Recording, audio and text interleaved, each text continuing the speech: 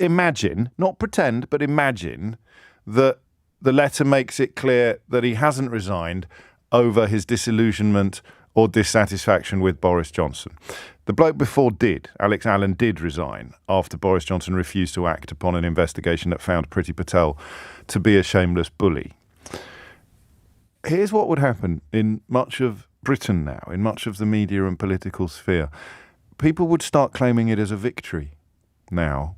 People like Quentin Letts would pop up on Good Morning Britain, where he had his pants roundly pulled down by Adil Ray this morning. If you haven't seen that clip, I recommend it. It's an absolute masterclass in holding people or insisting that people confine their commentary to the realms of objective reality. You'd have Daily Mail columnists and other client journalists queuing up to claim it as a victory if the second ethics advisor to resign from Boris Johnson's government turned out not to have done it on a point of principle. That, I think, is the best illustration I can think of how corrupt everything has become.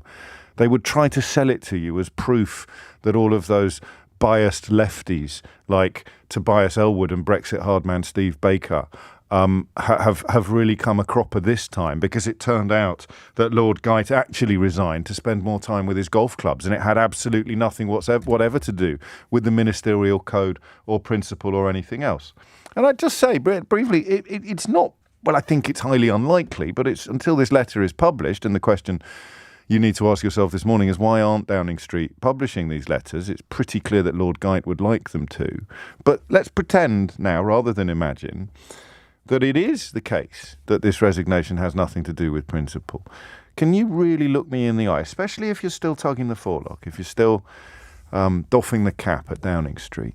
Can you really look me in the eye and tell me that there wouldn't be an incredibly disingenuous and dishonest attempt to portray the fact that an ethics advisor has resigned without condemning the Prime Minister in terms as some sort of victory? There just would be, wouldn't there?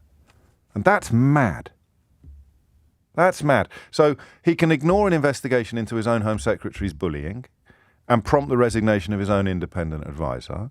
You'll remember it's only a couple of weeks since the anti-corruption czar that he appointed himself, originally appointed by Theresa May, John Penrose, husband of Dido Harding. But in July of 2019, that appointment was remade, if you like. He was reappointed by Boris Johnson in the role of anti-corruption czar.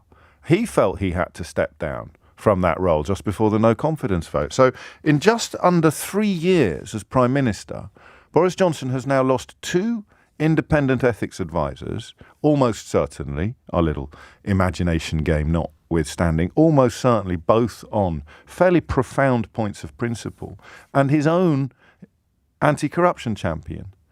That's not normal.